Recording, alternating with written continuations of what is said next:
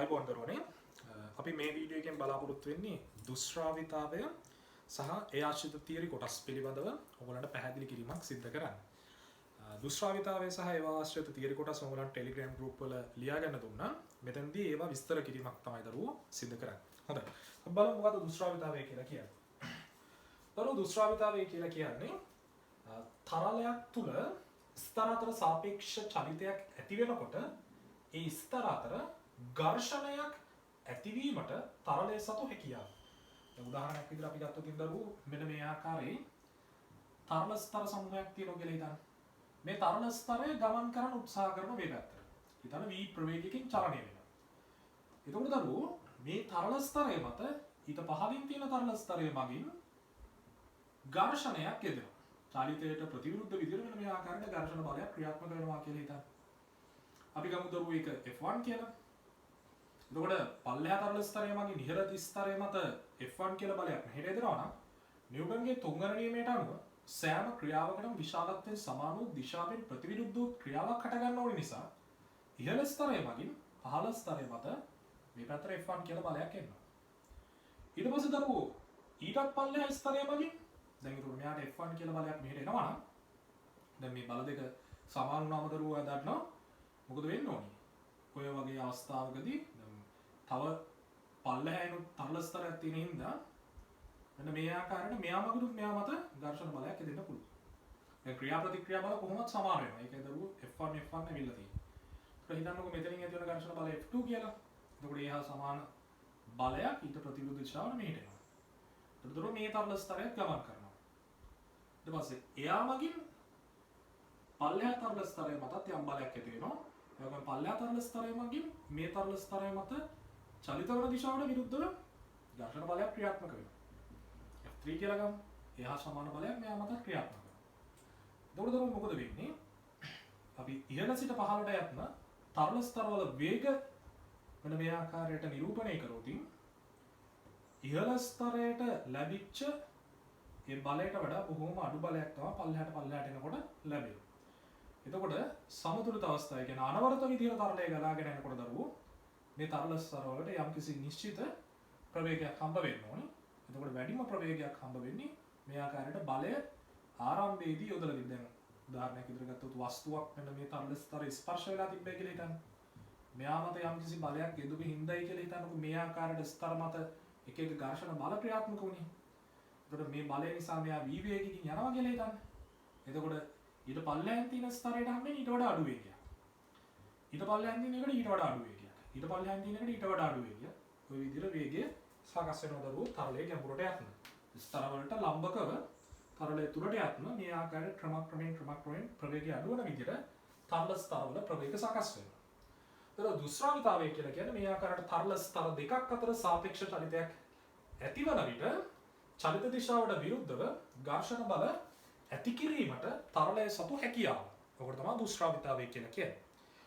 ඒ විදිහට තරල ස්තර දෙකක් අතර හට ගන්නා ඝර්ෂණ බලයට අපි කියනවා දුෂ්ශ්‍රාවී ඝර්ෂණ බලය කියලා. ඒකටම තමයි දරුවෝ දුෂ්ශ්‍රාවී බලය කියලා කියන්නේ. හොඳයි.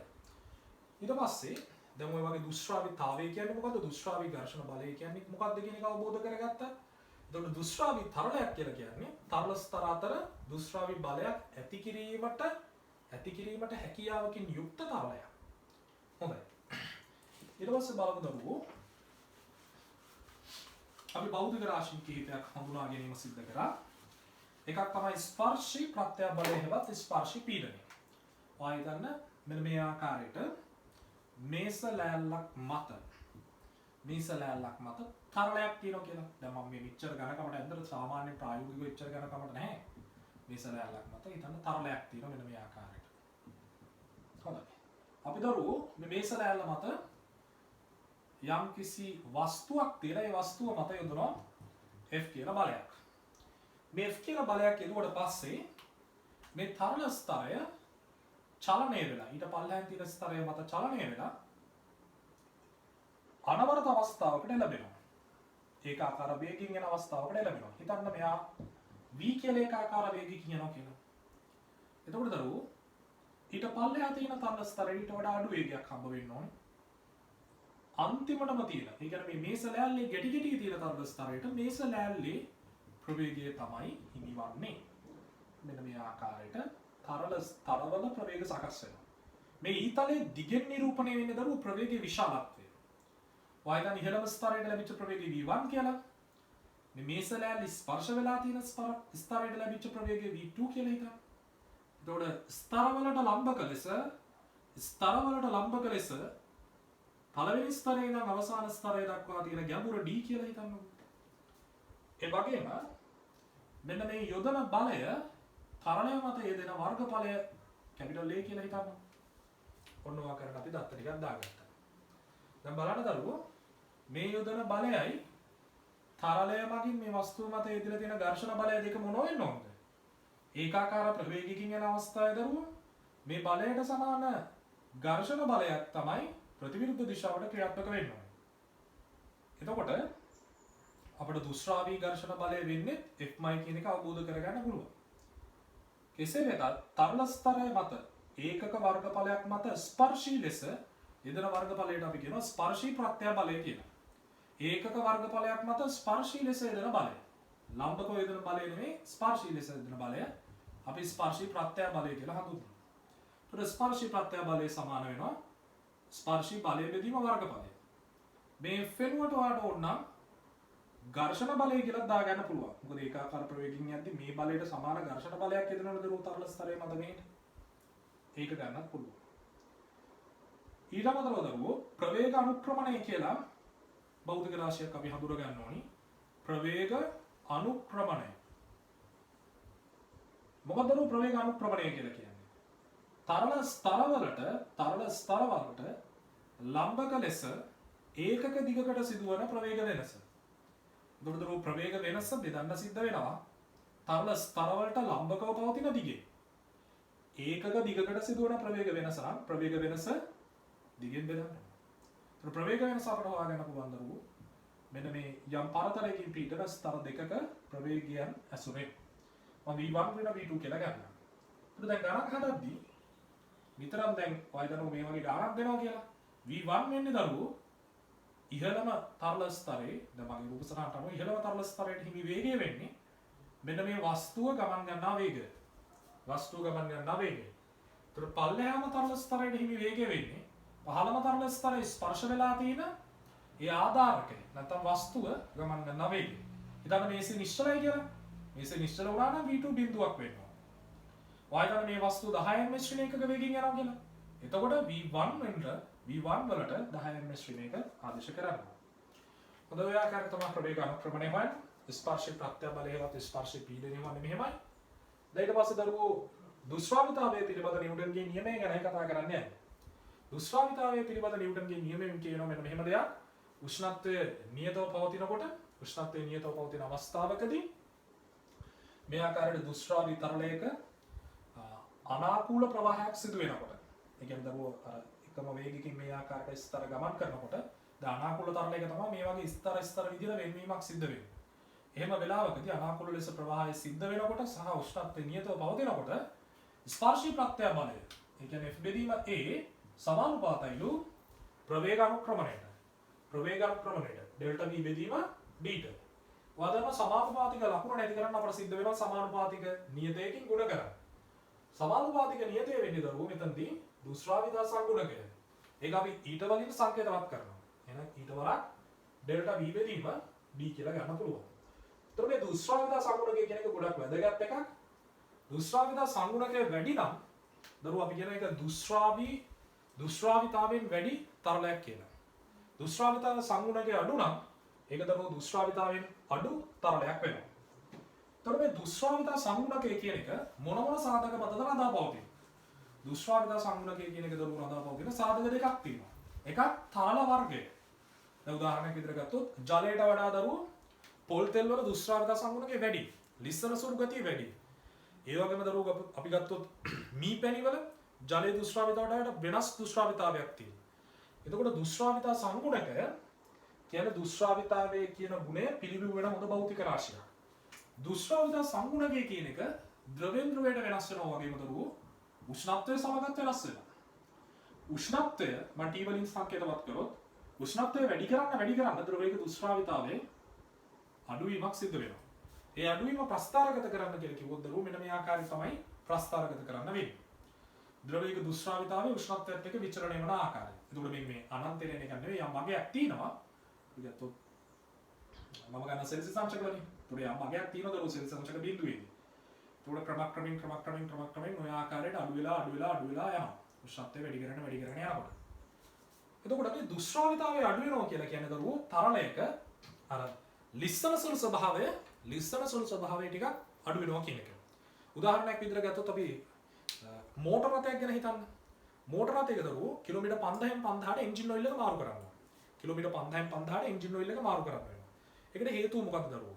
අර මෝටර රථේ ඒ එන්ජිනේ අර උත්පාදනය වෙන තාපය නිසා එන්ජින් ඔයිල් එක රත් වෙලා දරුවෝ යාගේ දුෂ්‍රාවිතාවය ගොඩක් අඩු වෙනවා. දුෂ්‍රාවිතාවය ගොඩක් අඩු වෙනකොට කාලයක් ගමන් කරද්දී කාලයක් ක්‍රියා කරද්දී මේ විදිහට දුෂ්‍රාවිතාවය අඩු වෙද්දී දරුවෝ අර ලිස්සන සුළු ස්වභාවය අඩු වෙනවා. ලිස්සන සුළු ස්වභාවය අඩු වුණාම මොකද වෙන්නේ? එන්ජින් එකේ කොටස් අතර ඝර්ෂණය වැඩි වෙනවා. ඝර්ෂණය වැඩි වෙලා කොටස් ගෙවී යාම වැඩි වෙලා එන්ජින් එකේ කාල සීමාව ඉක්මනට අඩු වෙලා යනවා. ඒක නිසා දැන් සාමාන්‍ය මෝටර රථයක් ගත්තොත් කිලෝමීටර් 5000 දරුවෝ ඒ එන්ජින් ඔයිල් එක මාරු කරන්න වෙනවා. දැන් අපි ගත්තොත් Benz BMW වගේ ඒවා ඊට වඩා වැඩි කාලයක් දුවන්න පුළුවන් තත්ත්වයේ quality engine oil එකක් තමයි ඒවට නිර්දේශ කරන්නේ. දැන් සාමාන්‍ය මෝටර් සයිකලයක් වගේ ගත්තොත් 2500 engine oil මාරු කරන්න වෙනවා. ඒ පාවිච්චි කරන oil වර්ගය අනුව ඒක තීරණය වෙනවා දරුවෝ. එතකොට උෂ්ණත්වයත් එක්ක දුෂ්‍රාවිතා සංගුණකයේ අඩු වෙනකොට අර ලිහිසි ගතිය ක්‍රමක්‍රමයෙන් අඩු වෙලා යනවා. එතකොට දුෂ්‍රාවිතා සංගුණකයේ වැඩි වෙනකොට තවර ලිස්සන සුළු ගතිය ටිකක් වැඩි වෙනවා. ඒක හොඳ ආකාරව දැනගත යුතු කරුණක්. තව දුෂ්‍රාවිතා සංගුණකයත් එක්ක මේ උෂ්ණත්වයත් එක්ක දුෂ්‍රාවිතා සංගුණකයේ හොඳ ප්‍රායෝගික යෙදීමක් තමයි පාරවල් වලට තාර දානකොට අර ගල් ටික හොඳට අතුරට තලලා තාරවත් කරද්දී දරුවෝ නිකන් සාමාන්‍ය තාර බැරල් එකකින් ගෙනලා තාරවත් කරන්න බෑ. ඒක සෑහෙන්න උකුයි. ගලා යාම හොඳටම අඩුයි. ඒක නිසා දරුවෝ තාර බැරල් ගෙනල්ලා ඕගොල්ලෝ දැකලාදී පාරවල් අයිනේ රත් කරනවා. රත් කරාම මොකද වෙන්නේ? තාරවල දුෂ්‍රාවිතා සංගුණකයේ අඩු වෙගෙන යනවා. ඊට පස්සේ අර ගල් උඩට වත් කරුවම ගල් අතරට හොඳින් කිඳා බහැලා පස්සේ හීතල වෙනකොට හොඳට ශක්තිමත්ව ගල් බදලා අල්ල ගන්නවා. එතකොට ඒ බලාපොරොත්තු වෙන කාර්යය හොඳින් ඉටු කරගන්න පුළුවන් වෙනවා. ඒතර ගල් ශක්තිමත්ව බදලා අල්ල ගන්න හැකියාවක් ලැබෙනවා. හැබැයි මුලින්ම ගල් අතරට රින් ගන්න නම් හොඳට තාර උණු කරන්න ඕනේ දරුවෝ. ඒ උණු කරාම දුෂ්‍රාවිතාවය අඩු වෙලා අර ගල් අතරින් ලිස්සා යාම කියන්නේ ඇතුළට රින්ගා යාමේ ගලා යාමේ හැකියාව වැඩි වෙනවා. හොඳයි. ඒක තමයි දුෂ්‍රාවිත. දැන් මීපැණි වගේ එකක් ගත්තොත් ඒ කියන්නේ හොඳ ක්වොලිටි මීපැණි ගත්තොත් දරුවෝ ගලා යාමේ හැකියාව ගොඩක් අඩුයි. සෑහෙන උකුයි. ඒතර ඒකේ ගලා යාමේ හැකියාව වැඩි කරන්න අපිට පුළුවන් ඒක රත් කරලා දුෂ්‍රාවිතා සංගුණකේ අඩු කරන්න. ඒතර ගලා යාමේ හැකියාව වැඩි වෙනවා. හොඳයි. ඒතර දැන් ඔයාලගේ ඔළුවට එන්න ඕනේ අවබෝධයක්. ගලා යාමේ හැකියාව වැඩි වෙන්නේ දුෂ්‍රාවිතා සංගුණකේ අඩු වෙන තරමට. හැබැයි ලිහිසි ගතිය, ලිස්සන සුළු ගතිය වැඩි වෙන්නේ දුෂ්‍රාවිතා සංගුණකේ වැඩි වෙන තරමට කියන එක අවබෝධ වෙන්න. හොඳයි. දැන් අපි නිව්ටන්ගේ දුෂ්‍රාවිතාව පිළිබඳ ඒ නියමයේ ආශ්‍රයෙන් ඒ කරුණු ටික ඉගෙන ගත්තා. දැන් අපි ගත්තොත් දරුවෝ නලයක් තුලින් අනාකූල ලෙස තරලයක් ගලාගෙන යනකොට අනාකූල ලෙස දුෂ්‍රාවි තරලයක් ගලාගෙන යනකොට එයාගේ එක ස්තරවල ප්‍රවේග අමින්න කියලා කිව්වොත් මතක තියාගන්න. මේ මැදින් යන ස්තරය තමයි දරුවෝ ප්‍රවේගය වැඩි වෙන්නේ. ඊට පස්සේ මේ දෙකලවර ස්තර ඒ වලට හිමි වෙන්නේ දරුවෝ ශූන්‍ය ප්‍රවේගයක්. මොකද නලය තුලින් තරලය ගලාගෙන ගියයි කියලා නලය ගමන් කරන්නේ නැහැනේ. නලයට හේතු වෙලා තියෙන මේ ස්තර වලට දරුවෝ ශූන්‍ය ප්‍රවේගයක් හම්බ වෙන්නේ. එතකොට ක්‍රමක්‍රමයෙන් නලයේ අක්ෂය සමීපයට එනකොට අර මධ්‍ය අක්ෂය සමීපයට එනකොට දරුවෝ ප්‍රවේගය ටික වැඩි වෙන ආකාරයටයි ස්තරවල ප්‍රවේගය සකස් වෙන්නේ. මෙන්න මේ ආකාරයට පල්ලෙහාම ස්තරයට වඩා ඊළඟ ස්තරේ වේගය වැඩි, ඊළඟ එකේ වේගය වැඩි, ඊළඟ ඊට වඩා වේගය වැඩි, මැදින් යන එක හොඳටම වැඩි. ආපහු ටික මේ ආකාරයට වේගය අඩු වෙලා ඊළඟ කෙලවරට එද්දි වේගය ශූන්‍ය වෙනවා. ටිකක් මේවා නිකන් අපි ගණනය කරද්දී සරල රේඛීයව ඒ කියන්නේ ඒකාකාර ප්‍රවේග අනුක්‍රමණයක් තියෙනවා කියලා ගත්තට අතරම ප්‍රායෝගිකව ගත්තොත් මෙන්න මෙහෙම හැඩයකට තමයි වක්‍ර හැඩයකට තමයි මේ ප්‍රවේග වල විශාලත්ව විචලනය වීම සිද්ධ වෙන්නේ. මම මේ ඊතලයක දිගින් නිරූපණය කරන්න දරුවෝ ඒ ස්තරයේ ප්‍රවේගයේ විශාලත්වය. මේ ආකාරයට තමයි යන්නේ. හොඳයි. ඒ තමයි දරුවෝ නලයක් තුලින් දුෂ්‍රාවි තරලයක් අනාකූල ලෙස ගලාගෙන යාමේදී එක් ස්තරවල ප්‍රවේගවල විශාලත්වයේ විචලනය වන ආකාරය පෙන්වන රූප සටහන. හොඳයි. ඊට පස්සේ දරුවෝ මම එනවා දුෂ්‍රාවී තරලයක් තුළ චලනය වන ගෝලයක් මත ක්‍රියාත්මක වන බලය පිළිබඳව උගන්වන්න. අපි ගමු දරුවෝ මෙන්න මේ ආකාරයට දුෂ්‍රාවී තරලයක් තියෙනවා. මොන ආකාරයකට දුෂ්‍රාවී තරලයක් තියෙනවා. මේ දුෂ්‍රාවී තරලය තුලින් දරුවෝ මෙන්න මේ ආකාරයට ගෝලයක් චලනය වෙනවා. එතකොට මේ ගෝලය චලනය වෙද්දී මේ ගෝලයේ හා බැඳිලා තියෙන තරල ස්තරත් චලනය වෙන්න උත්සාහ කරනවා. එතකොට ස්තර අතර සාපේක්ෂ චලිතයක් ඇතිවන නිසා අනිකුත් ස්තර මගින් මේ ගෝලයේ චලිත දිශාවට විරුද්ධව මොනවද දුෂ්‍රාවී බල හට ගන්නවා. එතකොට මතක තියාගන්න නිතරම චලිත දිශාවට විරුද්ධව තමයි දරුවෝ මොනවා හට ගන්නේද දුෂ්‍රාවී බල හට ගන්න. ඔයගොල්ලෝ මේ වස්තුව චලනය වෙනවා කියලා v කියලා ප්‍රවේගයකින් මෙන්න මේ දිශාවට. එතකොට මේ දිශාවට නම් චලනය සිද්ධ වෙන්නේ දුෂ්‍රාවී බල හට ගන්න ඊට ප්‍රතිවිරුද්ධ දිශාවට. ඒ දුෂ්‍රාවී බල සියල්ලේ සංප්‍රයුක්ත F කියලා නම ගන්නවා. මීට අමතරව දරුවෝ ඕනම වස්තුවක් මත ක්‍රියාත්මක වෙන්න පුළුවන් බලවන වස්තුවේ බර කියන එක මෙයා මත ක්‍රියාත්මක වෙනවා. ඊට අමතරව තරණයක් තුල නිශ්චලව පවතින හෝ චලනය වෙමින් පවතින ඕනෑම වස්තුවක් මත තරණය මගින් ක්‍රියාත්මක වන උඩුකුරු දරපුම් බලයක් මේ වස්තුව මත ක්‍රියාත්මක වෙනවා.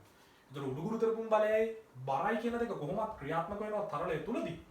බරක් ඉතින් කොහොමද තියෙන පදාර්ථ වලින් තැනිච්ච වස්තුවක් නම් ගුරුත්වාකර්ෂණ යටතේ ගුරුත්ව ත්වරණයක් තියෙන නිසා ස්කන්ධයක් තියෙනවා නම් බරක් තියෙනවා. ඒ වගේම තරණයක් තුල ගිලිලා තියෙද්දි මෙයා ඉඩක් අත් කරගන්නා නිසා මෙයා මගින් කවර පිහිටුමක මෙයා හිටියත් විස්ථාපනය වෙනවා තරණ කොටසක්. ඒතකොට විස්ථාපිත තරණ පරිමාණය බරට සමාන උඩුකුරු දරපුම් බලයක් සිරස් ලෙස ඉහළට හට ගන්නවා. ඒ බල දෙක හැරුණකොට චලිත දිශාවට විරුද්ධව දුෂ්‍රාවී ඝර්ෂණ බල හට ගන්නවා. චලිත දිශාවට විරුද්ධව දුෂ්‍රාවී ඝර්ෂණ බල හට ගන්නවා. එතකොට මෙන්න මෙහෙම හට ගන්නා දුෂ්‍රාවී ඝර්ෂණ බල පිළිබඳව ස්ටොක් නැමැති විද්‍යාඥයා හොඳින් පරීක්ෂණ කරලා එයා අවසානයේ එනවා මෙන්න මේ ආකාරයේ නියමයක් ඉදිරිපත් කරන තැනකට. මොකක්ද එයා කියන්නේ?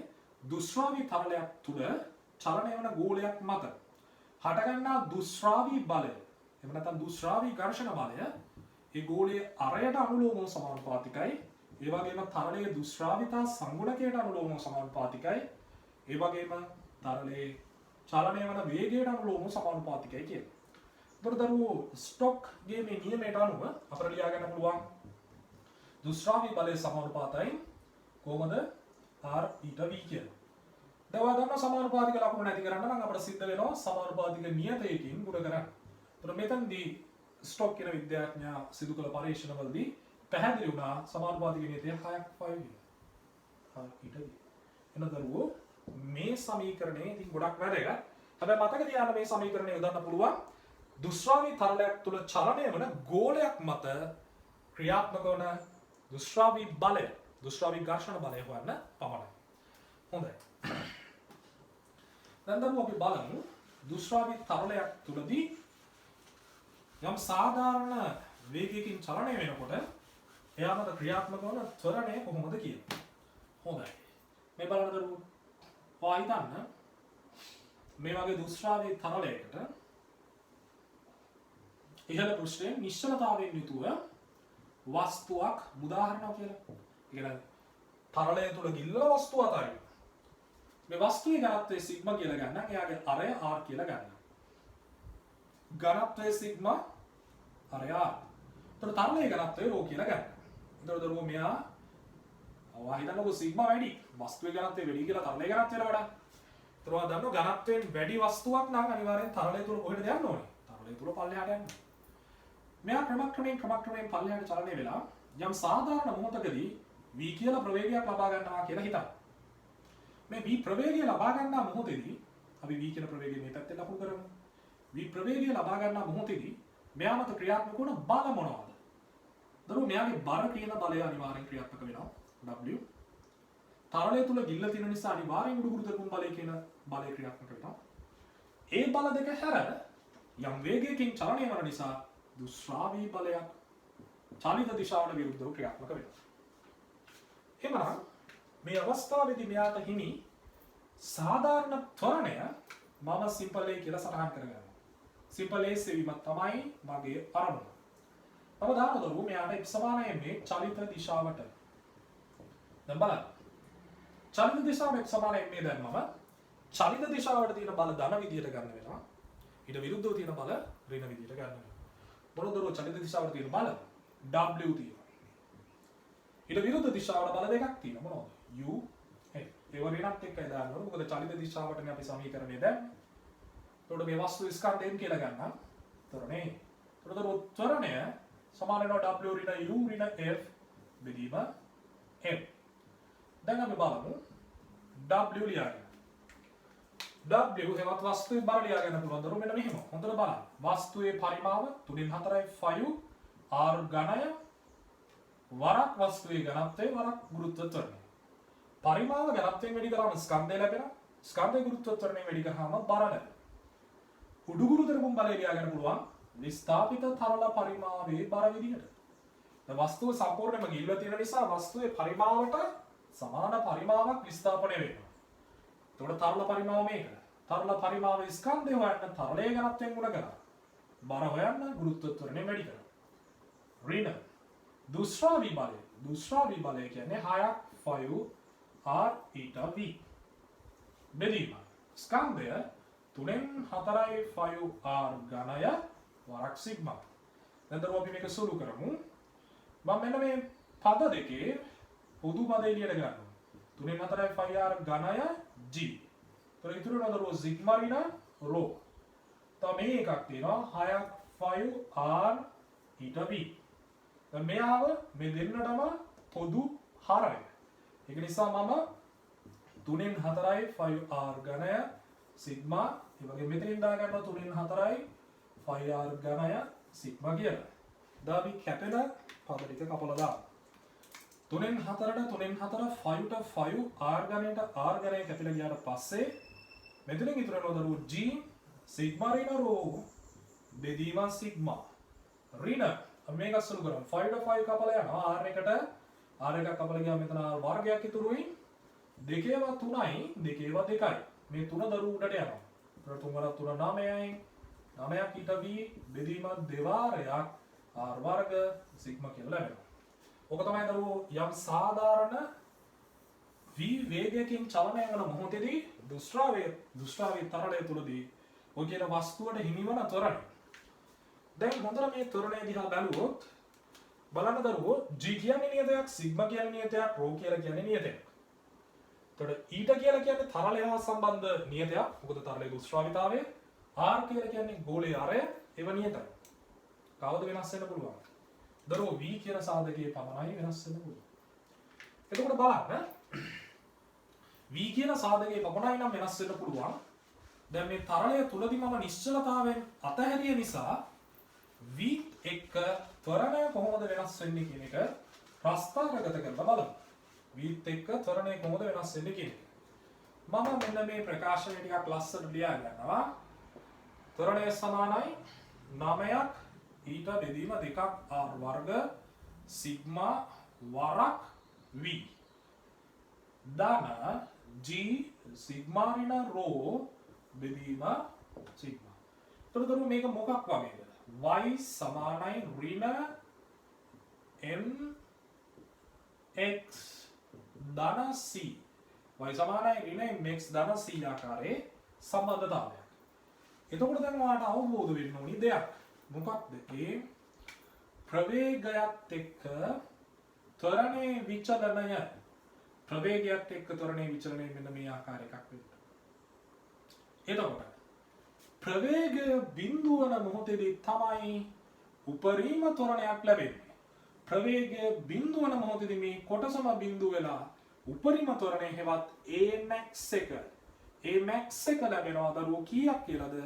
G වරක් සිග්මා ඍණ රෝ බෙදීම සිග්මා කියලා. එතකොට මේ තියෙන්නේ උපරිම ත්වරණය.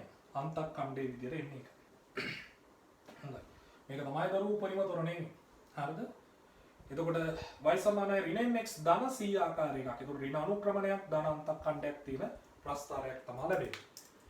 ඊට පස්සේ දරුවෝ අපි බලමු දැන් නිශ්චලතාවයෙන් අතහැරිය වස්තුවක් ගැනයි මේ අඳින්නේ. කොහොමද කාලයත් එක්ක ප්‍රවේගය විචලනය වෙන්නේ කියලා. දැන් කාලයත් එක්ක ප්‍රවේගය විචලනය. දරුවෝ මේ වගේ උස නලයක මුදුරෙන් අතාරිනවා බිඳුවයි අතාරිද්දි ප්‍රවේගය දැන් ටික ටික යම් දුරක් ගියාට පස්සේ දරුවෝ මේ බලන්න මේ වගේ තැනකට ආවම ඔන්න දැන් ත්වරණය බිඳුව. ත්වරණය බිඳුවන මොහොතක් එනවා. ත්වරණය බිඳුවන මොහොතක් එනවා. එතකොට ප්‍රවේගයට යම් අගයක් තියෙනවා. අපි දරුවෝ මෙන්න මේ සමීකරණය ත්වරණයට බිඳුව ආදේශ කරන්නේ. ත්වරණය බිඳුව වුණාම ඔන්න බලන්න හදන විදිය. බිඳුවයි එතකොට ඒක සමානයි ඍණ 9ක් ඊටා දෙවාරයක් r වර්ග සිග්මා වරක් v ධන g සිග්මා ඍණ රෝ බෙදීම සිග්මා. දැන් දරුවාට පුළුවන් මේ සෙට් එක මෙහෙට පන්නන්න. ඒ සෙට් එක එහෙට පන්නලා ඔන්න බලන්න මම v යුක්ත කරනවා. මේ සෙට් එක මෙහෙට පන්නලා දරුවෝ v යුක්ත කරන්නයි හදන්නේ. v යුක්ත කරාට පස්සේ මට ලැබෙනවා දෙකක් r වර්ග g සිග්මා ඍණ රෝ සිග්මාට සිග්මා කැපිලා යනවා බෙදීම 9ක් ඊට කියලා. ඔන්න වගේ ප්‍රවේගයක් තමයි දරුවෝ මෙතෙන්දි ලැබෙන්නේ. ත්වරණය බිඳුව වෙන මොහොතේ. ත්වරණය බිඳුව වෙනවා කියලා කියන්නේ ඒ වෙලාවේදී ලැබිච්ච ප්‍රවේගයෙන්. ඒ වෙලාවේදී ලැබිච්ච ප්‍රවේගයෙන් ඒකාකාරව පල්ලෙහාට යනවා. ඒකනේ ත්වරණය බිඳුවයි කියලා කියන්නේ. ත්වරණය බිඳුවයි කියලා කියන්නේ දරුවෝ එක්ක නිශ්චලතාවයක් නැත්නම් ඒකාකාර ප්‍රවේගයක්. ඒතකොට මෙතනදි නිශ්චලතාවයක් එන විදියක් නැහැ. මොකද නිශ්චලතාවයෙන් අතහැරලානේ ඔය ප්‍රවේගයට ආවේ. යම් ප්‍රවේගයකට ආවට පස්සේනේ ත්වරණය බිඳුව උනේ. ඒක නිසා මෙතනින් එහාට දිගටම ওই ප්‍රවේගයෙන් යනවා. එතකොට දරුවෝ ඔය විදිහට තරලයක් තුලදී ත්වරණය වෙච්ච වස්තුවකට ලැබෙන අවසාන සමතුලිත ප්‍රවේගයට අපි කියනවා ආන්ත ප්‍රවේගය v(n)2 කියලා. ආන්ත ප්‍රවේගය කියලා. එතකොට කාලයත් එක්ක මේ වස්තුවේ ප්‍රවේගයේ විචලනය ප්‍රස්ථාරගත කරොත් කාලයත් එක්ක ප්‍රවේගයේ විචලනය ප්‍රස්ථාරගත කරොත් ආරම්භයේදී ප්‍රවේගය බිඳුවයි. නිශ්චලතාවයෙන් අතහැරියේ ටික ප්‍රවේගය වැඩි වෙලා අවසානයේ නියත ප්‍රවේගයක් වෙනවා. නියත ප්‍රවේගයකට යනවා. මම ගන්නම් දරුවෝ නියත ප්‍රවේගයකට එන අවස්ථාව හෙවත් ආන්ත ප්‍රවේගයට ලැබෙන කාලය t dash කියලා. ඔන්න දරුවෝ ආන්ත ප්‍රවේගයකින් මෙහා ගමන් කරනවා. ත්වරණය කොහොමද විචලනය වෙන්නේ? දරුවෝ වැඩිම ත්වරණයක් තිබ්බේ ප්‍රවේගය බිඳුව වන අවස්ථාවේ. ප්‍රවේගය බිඳුව වන අවස්ථාවේ තමයි වැඩිම ත්වරණයක් තිබ්බේ. ඒක කොච්චරක්ද? g වරක් සිග්මා ඍණ රෝ බෙදීම සිග්මා. ඔගේ දැවැන්ත ත්වරණයක් තිබ්බා. හැබැයි t dash කාලෙදී ත්වරණය බිඳුවයි. ත්වරණය බිඳුවයි. තොරතුරු මෙන්න මේ ආකාරයට පරාවලික ලෙස විචලනය වෙලා ඔය ආකාරයට විචලනය වෙලා ත්වරණය බිඳුවක් වෙනවා. t dash කාලෙදී. ඔන්නමයි දරුවෝ කාලයත් එක්ක ප්‍රවේගයේ විචලනයක් කාලයත් එක්ක ත්වරණයේ විචලනයක් සිද්ධ වෙන්නේ. හොඳයි. දැන් එතකොට ආන්ත ප්‍රවේගය කියන වචනය අපි අඳුරගත්තා. එතකොට ආන්ත ප්‍රවේගය කියලා කියන්නේ දුෂ්‍රාවී තරලයක් තුලදී වස්තුවක් අත් කරගන්න අවසාන සමතුලිත ප්‍රවේගය නේද? ත්වරණය වන හෝ මන්දනය වන වස්තුවක් අත් කරගන්න අවසාන සමතුලිත ප්‍රවේගය කියලා ගන්න පුළුවන්. නැත්නම් ත්වරණය ශුන්‍ය වන මොහොතේදී දුෂ්‍රාවී තරලයක් තුලදී ත්වරණය ශුන්‍ය වන මොහොතේදී වස්තුවක් සතු ප්‍රවේගය කියලා ගන්නත් පුළුවන්. එක එක විදිහට අර්ථ දක්වන්න පුළුවන්. ඊට පස්සේ මම මේක ගැන තවදුරටත් කතා කරනවා. ආන්ත ප්‍රවේගය ගැන. දරුවෝ දැන් අපි කතා කරේ පල්ලෙහාට වැටෙන වස්තුවක් ගැන පමණනේ. ඒ සමහර වස්තුන් තියෙනනේ උඩට යනවා. ඔන්න දරුවෝ මම අවස්ථා දෙකම සලකනවා. පල්ලෙහාට එන අවස්ථාවක් සහ උඩට යන අවස්ථාවක්. ඔන්න දරුවෝ. දැන් මම මෙතන කියනවා වස්තුවේ ඝනත්වය සිග්මා තරලයේ ඝනත්වය රෝ. එතකොට මේ රූප සටහන අදාළ වෙන්නේ වස්තුවේ ඝනත්වය තරලයේ ඝනත්වයට වඩා වැඩි අවස්ථා සඳහා. එතකොට මේ තියෙන ආන්ත ප්‍රවේගයෙන් යන අවස්ථාව වදන වස්තුවේ ඝනත්වය තරලයේ ඝනත්වයට වඩා වැඩි නම් වස්තුව තරලය තුලටනේ එන්නේ. එතකොට පල්ලෙහාටයි චලනය වෙමින් ආන්ත ප්‍රවේගයකට එළඹෙන්නේ. එතකොට මේ අවස්ථාවේදී උඩුගුරු තෙරපුම් බලය ඉහළට තියෙනවා. දැන් චලනය වෙන්නේ පල්ලෙහාට නිසා දුෂ්‍රාවී බලයත් ඉහළට තියෙනවා. එතකොට වස්තුවේ බර පල්ලෙහාට තියෙනවා. මම මෙහෙන් ලකුණු කරගන්නම් ආන්ත ප්‍රවේගය v8. එතකොට දරුවෝ අපි ඔය අනිත් පැත්ත ගත්තොත් වස්තුවේ ඝනත්වයට වඩා තරලයේ ඝනත්වය වැඩි අවස්ථාවක් නම් එතකොට වයිතන ජලය තුල ප්ලාස්ටික් බෝලයක් ගිල්ලලා අතාරිනවා. එතකොට දරුවෝ ප්ලාස්ටික් බෝලේ උඩට එමින් ගමන් ආන්ත ප්‍රවේගයකට එළඹෙනවා. උඩට එමින් ගමන් එළඹෙන ආන්ත ප්‍රවේගයට ඒක vm කියලා ගන්නවා. දැන් දරුවෝ ෆෝකස් කරන්න පොඩ්ඩක් ඇදේට වගේ ඇදලා තියෙන්නේ. බර උඩු ගුරුතර පුම්බලේ ටිකත් අපි ලකුණු කරගමු.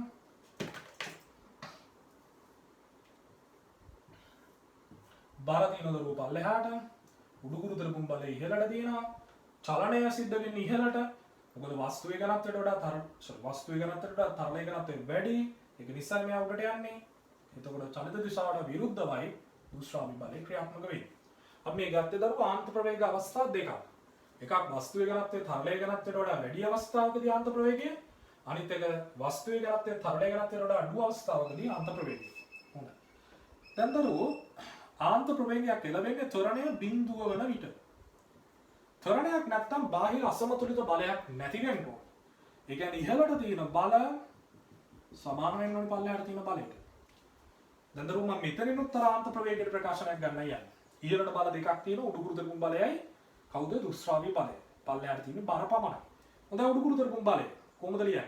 3න් 4යි 5r ඝනය වරක් තරලයේ ඝනත්වයේ වරක් ගුරුත්ව ත්වරණය. මොකද විස්ථාපිත තරල පරිමාණය බලන්නේ. දුෂ්‍රාවි බලය 6ක් 5r ඊට v. end. බර 3න් 4යි 5r ඝනය වරක් වස්තුවේ ඝනත්වයේ වරක් ගුරුත්ව ත්වරණය. දැන් දරුවෝ අපේ ටාගට් එක v end හොයන එකනේ. ඊට ඉස්සෙල්ලා අපි බලමු කොමාරි මේකේ තියෙන පොදු පද ටික කපලා දාන්න. ඔන්න බලන්න. 5ට 5 කපලා ගියා. 2ව 2යි 2ව 3යි 2ව 2යි. ඊට පස්සේ දරුවෝ අපිට r එකක් කපලා දාන්න පුළුවන්. r ඒව 1යි. මෙතන r ඒව එකක් කපලා ගියාම තව දෙකක් ඉතුරුයි r වර්ග. මෙතනත් r වර්ග ඉතුරුයි. දැන් දරුවෝ මම මේ පදේ මෙහෙට ගෙනියනවා. එතකොට මෙතනින් ඉතුරුනෝ 3ක් 5 එකක් කැපිලා ගියානේ. ඊට v end මෙයාව මෙහෙට ගෙනියමු. 3න් 2යි 5 කැපිලා ඉන්න දරුවෝ දැන් r වර්ග ඒ වගේම g එකක් එළියට ගන්න පුළුවන්. ඒකට සිග්මා ඍණ ρ කියලා ලැබෙනවා. සිග්මා ඍණ ρ කියලා ලැබෙනවා. දැන් දරුවෝ මම මෙන්න මේ 3ක් ඊට කියන පදේ ඉර යටට ගෙනියනවා. vn සමානයි 2ක් r වර්ග g සිග්මා ඍණ ρ බෙදීම 9ක් ඊට. ඔන්න පල්ලෙහාට යනවා නම් කාන්ත ප්‍රවේගය හොයන විදිය. සිග්මා ඍණ ρ තමයි එන්නේ. එතකොට වස්තුවේ ඝනත්වයෙන් තරලයේ ඝනත්වය අඩුවීමක් වෙනවා. දැන් බලමු මෙන්න මෙතන තියෙන සමතුලිතතාවය ගැන. එතෙන් දරුවෝ උඩට යන්නේ. කොහොමරි ත්වරණය බිඳුව නම් ත්වරණය බිඳුව විට මොකද වෙන්නේ? බාහිර අසමතුලිත බලයක් නැති වෙන්න ඕනේ. ඒතකොට ඉහළට තියෙන බල සමාන වෙන්න ඕනේ පල්ලෙහාට තියෙන බලවල සම්ප්‍රයුක්තයට. එතකොට දරුවෝ ඉහළට තියෙන බලය උඩු ගුරුතර පුම්බලය කියලා ලියාගත්තේ 3න් 4යි 5r ඝනය තරලයේ ඝනත්වයේ වරක් ගුරුත්වය ත්වරණය. වස්තුවේ බර ලියාගත්තේ 3න් 4යි 5r ඝනය වස්තුවේ ඝනත්වයේ වරක් ගුරුත්ව ත්වරණය. ඒ වගේම දුෂ්‍රාවි බලය අපිට ලියා ගන්න පුළුවන් 6ක් 5r ඊට vn කියලා. දැන් දරුවෝ අර වගේම අපිට පුළුවන් පොදු පද ටික කපලා දාන්න. මෙන්න මේ ආකාරයට 5ට 5 කපලා දැම්මා. r ට මෙතනින් r එකක් කපලා දැම්මා. මෙතනින් r එකක් කපලා දැම්මා. ඒ වගේම දෙකේවා කපලා දැම්මා. ඔය විදිහට. දැන් දරුවෝ මට පුළුවන් මෙයාව මෙහෙට ගේන්න. එතකොට 3න් 2යි. මෙතන r වර්ගයක් තියෙනවා. g එකක් එළියට ගන්න පුළුවන්. ρ ඍණ සිග්මා. මෙතන ඉතුරුනො 3ක් ඊට vn. දැන් දරුවාට පැහැදිලි vn එක හොයද්දී අර වගේමයි. පොඩි තනක් විතරයි වෙනස් වෙන්නේ. මොකක්ද? ඉස්සෙල්ලාවේ සිග්මා ඍණ ρ දැන් එන්නේ ρ ඍණ සිග්මා. තරලයේ ඝනත්වයට වඩා වස්තුවේ ඝනත්වය අඩු වුණාම වස්තුව ඉහළට යමින් තමයි ආන්ත ප්‍රවේගයට ලැබෙන්නේ. ඒ වෙලාවේදී තරලයේ ඝනත්වය නෙවෙයි වස්තුවේ ඝනත්වය අඩු වෙන්න ඕනේ මේ වරහන් ඇතුලේ කොටස සරකුවා. ඔය ආකාරයට තමයි දරුවෝ ආන්ත ප්‍රවේගය අපි ගන්න. දැන් අපි මේකෙන් ලස්සන ගානකට යන්නයි හදන්නේ. මේ ආන්ත ප්‍රවේග සමීකරණ දරුවා මතක තියාගන්න. හොඳයි. දැන් දරුවා හිතන්න මෙන්න මෙහෙම දෙයක්.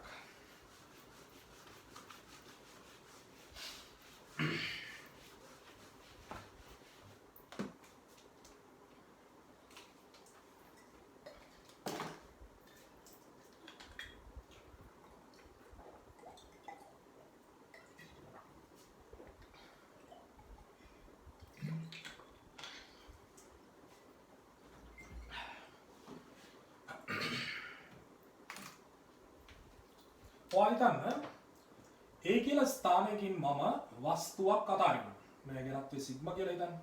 මේ වස්තුව දරුවෝ මේ ආකාරයට ඇවිල්ලා B කියන ස්ථානයකදී තරලයක් තුලට ඇතුළු වෙනවා.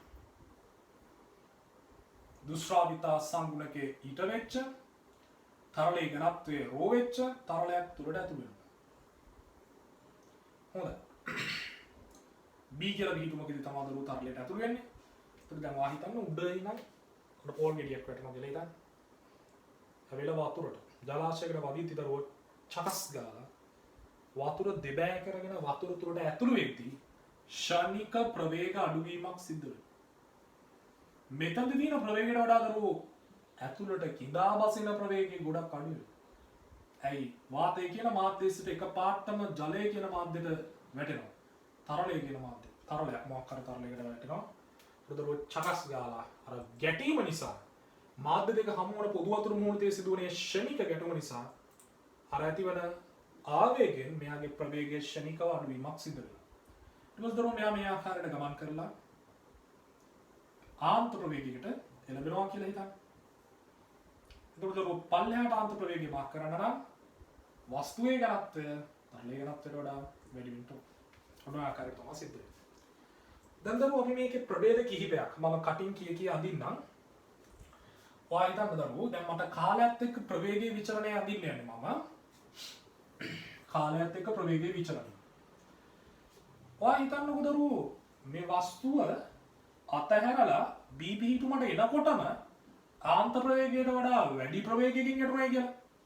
ඒකට ගැටෙන ප්‍රවේගය VB dash එක විශාලයි කියලා හිතන්න ආන්ත ප්‍රවේගයට වඩා. ඒ වගේම ආන්ත ප්‍රවේගයට වඩා වැඩි ප්‍රවේගයකින් ඇතුළට කිඳා බසිනවා කියලා හිතන්න. VB double dash එක ආන්ත ප්‍රවේගයට වඩා වැඩි කියලා හිතන්න. ආන්ත ප්‍රවේගයට වඩා වැඩි ප්‍රවේගයකින් කිඳා බහිනවා. ආන්ත ප්‍රවේගයට වඩා වැඩි ප්‍රවේගයකින් ඇවිල්ලා වදිනවා. කිඳා බහින්නේ ආන්ත ප්‍රවේගයට වඩා වැඩි ප්‍රවේගයකින් නම් කාලයත් එක්ක ප්‍රස්ථාරේ කොහොමද එන්නේ ප්‍රවේගයේ විචලනය සඳහා. දරුවෝ මෙතන ඉඳන් මෙතනට වාතය තුලින් ලස්සනට වාතය ඇති වෙන දුෂ්ටාවිතාවය නොසලකා හරින්න. එතකොට මේ ආකාරයට ඒකාකාරව ගුරුත්වද ත්වරණය යටතේ වදින. ඔන්න ඇවිල්ලා වැදුන B වල. වදින්නේ දරුවෝ මහා විශාල ප්‍රවේගයකින්. කොච්චරද ප්‍රවේගය? VB dash. ඒ වැදුණු සැනින් ශනිකව අඩු වෙනවා. ඒ මොකද? ඇයි දරුවෝ මෙතන අර තරල දෙක හමුවන වාතය ජලය කියලා හිතන්නකෝ. ඒ හමුවන පොදු වතුර මුහුණට ඇවිල්ලා චක් ගාලා වැදිච්ච ගමන් ශනික ප්‍රවේග අඩුවීමක් වෙනවා. මොකද ආවේගී බලයක් ක්‍රියාත්මක වෙන නිසා. එතකොට ටක් ගාලා ප්‍රවේගය අඩු වෙලා මේ බලන්න VB double dash වලින් තරලය තුල චලිතය ආරම්භනවා. ඊට පස්සේ එතන ඉඳන් දරුවෝ ආන්ත ප්‍රවේගය ඊටත් වඩා අඩුයිනේ. මොකද VB double dash ටත් වඩා ආන්ත ප්‍රවේගය අඩුයි. එහෙමනම් ආන්ත ප්‍රවේගය දක්වාම දරුවෝ එන්න ඕනි කොහොමද? ලස්සනට මේව ටික ප්‍රවේගය අඩු කරගෙන අවසානයේ ආන්ත ප්‍රවේගය දක්වා එන්න. ඔන්නම තමයි දරුවෝ ඒක වෙන්නේ. දැන් වා හිතන්න දැන් මම මේ අර ඕගොල්ලන්ට නෝට් එකේ අදින්න කියපු ප්‍රස්ථාර සෙට් එක. දැන් මේ මොන ප්‍රස්ථාරයද? ගැටෙන අවස්ථාවේදී ආන්ත ප්‍රවේගයට වඩා වැඩි ප්‍රවේගයකින් ගැටිලා තරලය තුළට කිඳා බසිනකොටත් ආන්ත ප්‍රවේගයට වඩා වැඩි ප්‍රවේගයක් තියෙනවා නම් ප්‍රස්ථාරය මෙහෙම. සමහර වෙලාවට මෙන්න මෙහෙම වෙනවා දරුවෝ. ගැටෙන අවස්ථාවේදී ආන්ත ප්‍රවේගයට වඩා වැඩි. නමුත් කිඳා බහිනකොට ආන්ත ප්‍රවේගයට වඩා අඩු වෙන්න පුළුවන්. අර වේගයෙන් ඇවිල්ලා වදිනකොට චකස් ගාලා ආන්ත ප්‍රවේගයට වඩා අඩු ප්‍රවේගයක් එනකම් ශනිකව ගම්‍යතා වෙනසක් සිද්ධ වෙන්න පුළුවන්. එහෙම වුණොත් එන බලන්න වෙනදී ආන්ත ප්‍රවේගයට වඩා වැඩි ප්‍රවේගයකින් වැදුනා. මම පොඩ්ඩක් ප්‍රස්ථාරයේ ආපහු වදින්න. ආන්ත ප්‍රවේගයට වඩා වැඩි ප්‍රවේගයකින් වැදුනා VB dash. හැබැයි ද්‍රවය තුලට එද්දී ආන්ත ප්‍රවේගයට වඩා අඩු ප්‍රවේගයකින් වෙනවා. ආන්ත ප්‍රවේගයට වඩා අඩු වෙනවා. එතකොට දරුවෝ VB double dash. දැන් කොහොම හරි තරලය තුලදී ආන්ත ප්‍රවේගයට එන්න ඕන නිසා තරලය තුලදී ටික වේගය වැඩි කරගෙන ඔන්න ඔය ආකාරයට එනවා. තේරෙන්න ඕනේ කොහොම වැදුනත් අවසානයේ ආන්ත ප්‍රවේගයට එන්න ඕන කියලා. ශනික ප්‍රවේග අඩුවීමක් සිද්ධ වෙනවා. ඔන්න. එතකොට දරුවෝ තව දෙයක් වෙන්න පුළුවන්. ඒ තමයි ගැටෙනකොට ආන්ත ප්‍රවේගයට වඩා අඩු ප්‍රවේගයකින් ගැටෙනවා.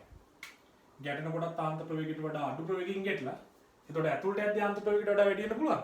එහෙම වෙන්න බෑ දරුවෝ.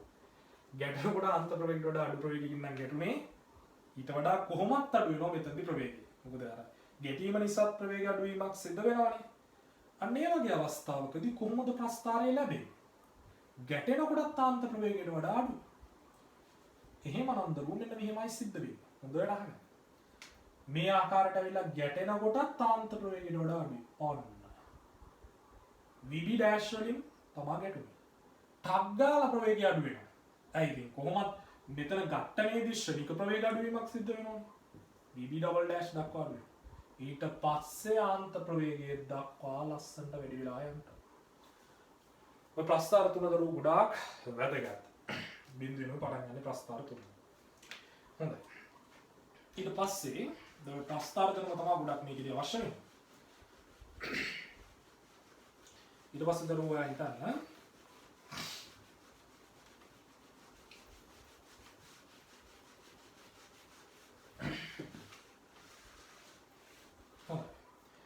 ඊළඟට අපි යනවා දරුවෝ පොයිසල් සමීකරණය ගැන. අපි දුෂ්ටාවිතාවේ ඊළඟට කතා කරමු සමීකරණය. පොයිසල් කියන විද්‍යාඥයා කේශික නලයක් තුලින් අනවරත අවස්ථාවේදී දුෂ්ටාවී තරලයක ගලා යාම පිළිබඳවයි තමන්ගේ නියමය ඉදිරිපත් කළේ. පුරුදු මේ අනවරත අවස්ථාවේ දුෂ්ටාවී තරලයක් තුල කොහොමද ප්‍රවේග ස්තර සකස් වෙන්නේ කියන එක තමයි උපසටහනින් ඇඳලා පෙන්නන්නේ. එතකොට කේශික නල සඳහා තමයි මේක වළංගු වෙන්නේ. සාමාන්‍ය නල සඳහා නෙමෙයි. දැන් තරලය ඇතුළු වෙනවා කියලා මෙන්න මේ දොරටුවේ. මේකට අපි කියන දොරුව ඇත් දොර කියලා. ඇත් දොර. ඇත් දොර පීඩනය දරුවෝ මම ගන්නම් P-in කියලා. මේ තරලය කේශික නලෙන් ඉවත් වෙන දොරටුව අපි ඒකට කියනවා බිහි දොර කියලා. බිහි දොර. තොරදරු බිහි දොරේදී පීඩනය P out කියලා ගන්නවා. එතකොට කේශික නලයේ දිග L කියලා ගන්නවා. තොරදරුවාට පීඩන වෙනස ගන්න පුළුවන්. ඊතරම තරණයක් ගලාගෙන යන්නේ පීඩනය වැඩි තැන ඉඳන් අඩු තැනටනේ. ඒක නිසා පීඩන වෙනස හොයද්දී වැඩි පීඩනයෙන් අඩු පීඩනය අඩු කරන්න. මොන පීඩන වෙනස. දරුවෝ පොයිසල් කියන විද්‍යාඥයා කියන මෙන්න මෙහෙම. කේශික නලයක් තුලින් අනවරත ලෙස තරලයක් ප්‍රවාහ වීමේදී තරලය ගලා යාමේ ශීඝ්‍රතාවය දරුවෝ අපි Q වලින් සංකේතවත් කරන්නේ. තරලය ගලා යාමේ ශීඝ්‍රතාවය කියලා කියන්නේ ඒකක කාලයකදී ගලා ගිය තරල පරිමාව. වයතන T කාලයකදී V තරල පරිමාවක් ගලාගෙන ගියේ කියලා. මෙන්න මේක තමයි තරලය ගලා යාමේ ශීඝ්‍රතාවය. ඒතර දරුවෝ ඒකක වෙන්නේ මොනවද? ඒකක වෙන්නේ දරුවෝ තත්පරයට කියුබික් මීටර. තත්පරයට ඝන මීටර. ඔන්න ඔන්න. තරලය ගලා යාමේ ශීඝ්‍රතාවය සමානුපාත වෙනවලු නැත්නම් රඳා පවතිනවලු මොන සාධක මතද? එකක් තමයි නලයේ අභ්‍යන්තරය. මතක තියාගන්න මේ A කියලා මාක් කරන්නේ අභ්‍යන්තරය. කොට උනම් R කියලා මාක් කරගන්න පුළුවන්. අපි R කියලා මාක් කරමු. අභ්‍යන්තර අරය මත රඳා පවතිනවා. අපි ගත්තොත් අරේ x වෙනි බලය මත. ඊට පස්සේ තරලයේ දුෂ්ටාවිතා සංගුණකේ මත රඳා පවතිනවලු. තරලය ගලා යාමේ ශීඝ්‍රතාවය තරලයේ දුෂ්ටාවිතා සංගුණකේ මත රඳා පවතිනවලු. අනිත් එක දරුවෝ පීඩන අනුක්‍රමණය. පීඩන අනුක්‍රමණය හොයන්නේ පීඩන වෙනස දිගෙන් බෙදලා. පීඩන අනුක්‍රමණය. පීඩනය දිග කියන දෙක වෙන වෙනම නෙමෙයි. පීඩන අනුක්‍රමණය මත රඳා පවතින. මෙතන දුෂ්ටාවිතා සංගුණකේ y වෙනි බලය මත රඳා පවතිනවා කියලා ගමු. මෙතන පීඩන අනුක්‍රමණය z වෙනි බලය මත රඳා පවතිනවා කියලා ගමු. ඊට පස්සේ දරුවෝ අපිට ලියා ගන්න පුළුවන් එකපාරටම තරලය ගලා යාමේ ශීඝ්‍රතාවය හෙවත් පරිමාස ශීඝ්‍රතාවය සමානුපාතයි R වල x වෙනි බලය ඊට වල y වෙනි බලය ඩෙල්ටා p බෙදීම L වල z වෙනි බලය. ඊට පස්සේ දරුවෝ පරීක්ෂණාත්මකව මේකේ නියතය හොයාගන්න ඕගොල්ලෝ. ඒ තමයි 5 බෙදීම 8. මම කෙලින්ම දාන්නම් 5 බෙදීම 8 ආදේශ කළා. ඊට පස්සේ මාන විශ්ලේෂණය ඇසුරෙන් බැලුවම ඒක මම කරන විදිය දාලා තියෙන පැහැදිලිව group එකේ x වලට ලැබෙන්නේ දරුවෝ 4ක්. එතකොට අරේ 4 වෙනි බලය. දුෂ්ටාවිතා සංගුණකයට ලැබෙනවා දරුවෝ ඍණ 1. ඒකේ ඍණ 1 බලය. දුෂ්ටාවිතා සංගුණකයේ දර්ශකයට ලැබෙනවා. ඒ කියන්නේ y වලට ලැබෙනවා දරුවෝ ඍණ 1. හරිද? දුෂ්ටාවිතා සංගුණකයේ උඩ දින දර්ශකයට ලැබෙනවා ඍණ 1. ඊට පස්සේ පීඩන අනුක්‍රමණීය දර්ශකය ලැබෙනවා දරුවෝ එකක්. එතකොට ඔන්න ඔය තොරතුරු ආදේශ කළා අපිට අවසාන වශයෙන් ගන්න පුළුවන් පොයිසල් සමීකරණය. තරලයේ ගලා යාම සිද්ධතාවයේ ෆයි බෙදීම 8යි R වල 4 බලය ඒ වගේම පීඩන අනුක්‍රමණය යටිතීන දරුවෝ දුෂ්ටාවිතා සංගුණකය. ඔන්න ඔය විතරයි ලැබෙන්නේ. එතකොට බලන්න. කේශික නලයක් තුලින් තරලයක් ගලා යාමේ ශීඝ්‍රතාවය මොන සාධක මතද රඳා පවතී? හොඳට බලන්න. කේශික නලයක් තුලින් තරලයක් ගලා යාමේ ශීඝ්‍රතාවය මොන සාධක මතද රඳා පවතී? අභ්‍යන්තර ආරය. එයාව වැඩි කරොත් මොකද වෙන්නේ? මේ බලන්න දරුවෝ. ආරය වැඩි කරොත් Qත් වැඩි වෙනවා. මොකද මෙයා ලවයක් විදිහට තියෙන එකක් නේ. හැබැයි දුෂ්ටාවිතාවය වැඩි වුණොත් දුෂ්ටාවිතාවය වැඩි වෙනවා කියන්නේ දරුවෝ උකු ගතිය වැඩි වෙනවා කියන එක. ඒතකොට තරලයේ ගලා යාමේ ශීඝ්‍රතාවය අඩු වෙනවා. නලයේ දිග වැඩි කරොත් ඒ තරලයේ ගලා යාමේ ශීඝ්‍රතාවය අඩු වෙනවා. දෙකලවර පීඩන වෙනස වැඩි කරොත් අන්න තරලයේ ගලා යාමේ ශීඝ්‍රතාවය වැඩි වෙනවා. දැන් එතකොට කෙනෙක් අහන්න පුළුවන් දෙකලවර පීඩන වෙනසයි දිගයි අභ්‍යන්තර අරයයි විතරමද රඳා පවතින්නේ. නැහැ දරුවෝ තව එකක් රඳා පවතින ඒ තමයි දුෂ්ටාවිතාවය. ඒතර කෙනෙක් කියන්න පුළුවන් ඉතින් සර් දුෂ්ටාවිතාවය කියන එක තරලයක් සඳහා නියතයක් නේ. ඔව් දරුවෝ. තරලයක් සඳහා නියතයක් තමයි ඒ උෂ්ණත්වයේ නියතව තියෙන තාක්ක. ඒතර දරුවෝ උෂ්ණත්වය වැඩි කරොත් දුෂ්ටාවිතාවය අඩු වෙනවා. එතකොට ගලා යාමේ හැකියාව වැඩි වෙලා පරිමාණ ශීඝ්‍රතාවය වැඩි වෙනවා. ඒතර හොඳට MCQ පොයින්ට් වල මේ අහලා තියෙනවා. ඒ හැම MCQ එකක්ම දරුවෝ ගෲප් එකේ හදලා තියෙනවා. ඒක හොඳට අධ්‍යයනය කරන්න. ඊට පස්සේ දැන් මේ පොයිසල් සමීකරණය පරීක්ෂණාත්මකව ඔප්පු කරද්දී අපි දැන් මේ තොරතුරු මැනලා දරුවෝ මේක ඔප්පු කරගෙන යද්දී වැඩිම පරිස්සමකින් මනින්න ඕනි භෞතික රාශිය මෙයා. ඒ මොකද? ඇයි දරුවෝ එයාගේ 4 වෙනි බලයයි සමීකරණයට බලපාන. ඒතර පුංචි හරි වෙනසක් සිද්ධ වුණොත් පුංචි හරි දෝෂයක් සිද්ධ වුණොත් එකී දෝෂයේ 4 ගුණයකින් වැඩි වෙලා තමයි මෙයාගේ භාගික දෝෂය සකස් වෙන්නේ. ඒක නිසා R මනිද්දී බොහොම සූක්ෂම ලෙස මැනගත යුතුයි. ඒ කියන්නේ ඉතාමත් සංවේදී. කියන්නේ කුඩා මිනුම ගොඩක්ම කුඩා වෙච්ච මිනුම් උපකරණයක් පාවිච්චි කරන්න ඕනේ. සාමාන්‍යයෙන් අපි පාවිච්චි කරන්නේ ඔක සඳහා චලන් වීක්ෂය කියන මිනුම් උපකරණය. ත්‍රයයි කුඩා මිනුම 0.01 මිලිමීටර වෙනවා. එතකොට විද්‍යාගාරයේදී දරුවෝ පොයිසල් සමීකරණය සත්‍යාපනය කරන්න ගන්න ඇටවුම මොකක්ද? මේ තියෙන දරුවෝ ඒ ඇටවුම. මේකේ තියෙන බොහෝම වැදගත් උපකරණයක් නියත පීඩන හිස කියලා.